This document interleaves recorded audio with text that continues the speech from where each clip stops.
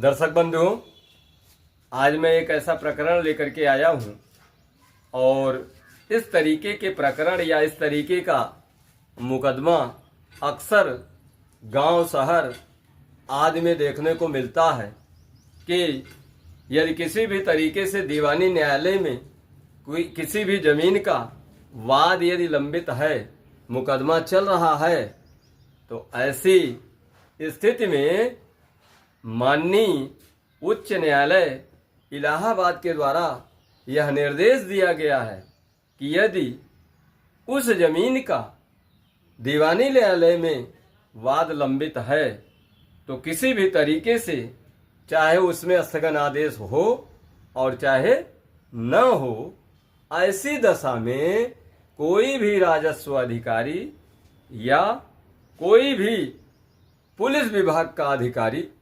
हस्तक्षेप न करे, और यदि हस्तक्षेप करते हुए बाकायदे एविडेंस के साथ पाया गया तो ऐसे अधिकारियों के विरुद्ध नियमानुसार माननीय उच्च न्यायालय के द्वारा कठोर कार्यवाही की जाएगी।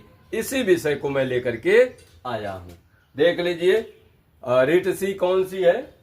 रिट सी संख्या 36/384 और 2022 का ये मामला है और ये 31/1/2023 को माननीय उच्च न्यायालय के द्वारा मुख्य सचिव को निर्देशित करते हुए लिखा गया है।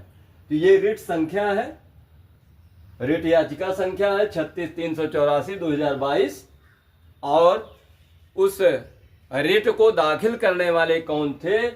तो ज्ञानेंद्र कुमार सिंह। उस रिट को दाखिल करने वाले ज्ञानेंद्र कुमार सिंह बनाम उत्तर प्रदेश राज्य व अन्य के अनुसार माननीय उच्च न्यायालय इलाहाबाद ने क्या कहा? माननीय उच्च न्यायालय इलाहाबाद का मुख्य सचिव उत्तर प्रदेश शासन को निर्देश। माननीय मुख्य सचिव उत्तर प्रदेश शासन को क्या निर्देश दिए गए हैं?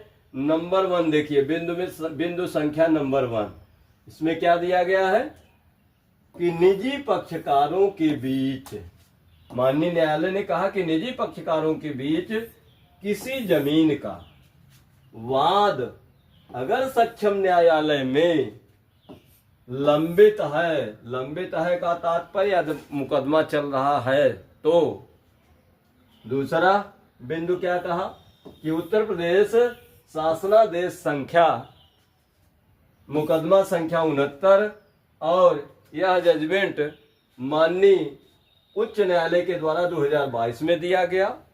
और इसके बाद तीसरे बिंदु में देखिए, उत्तर प्रदेश अनुभाग 9 के शासनादेश संख्या W650 और यह 2015 में, इसको माननीय उच्च न्यायालय इलाहाबाद के द्वारा निर्देशित किया गया मुख्य सचिव को।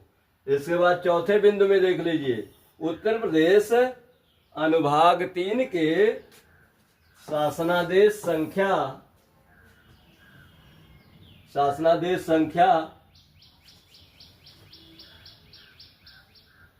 491, यह भी 491 की रिट वहां याचिका दाखिल की गई थी और इसको दाखिल कब किया गया था? 2014 में दिया गया था।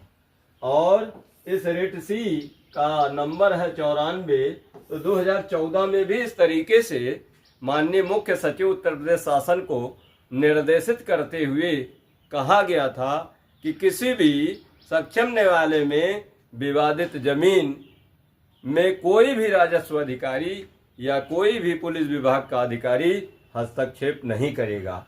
और इसके बाद क्रमशः 22, 23, 24, 25 मतलब लगातार रिट याचिकाएं माननीय उच्च न्यायालय में दाखिल की गई। तो इससे माननीय उच्च न्यायालय जो है खफा होकर के मुख्य सचिव को तलब करके यह निर्देशित करते हुए यह प्राविधानित किया कि चाहे उसमें स्थगन आदेश हो और चाहे न हो, ऐसी दशा में आप के कोई भी अधिकारी किसी भी तरीके से हस्तक्षेप नहीं करेंगे। और लास्ट में देखिए क्या लिखा गया, लास्ट में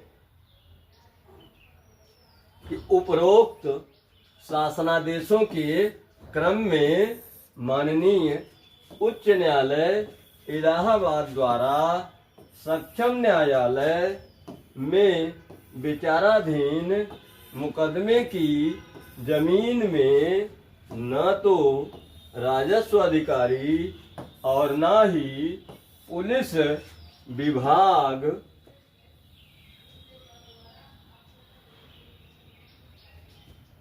किसी भी तरीके से हस्तक्षेप करेंगे तो दोषी अधिकारियों के विरुद्ध कठोर कार्यवाही की जाएगी और विचाराधीन नहीं है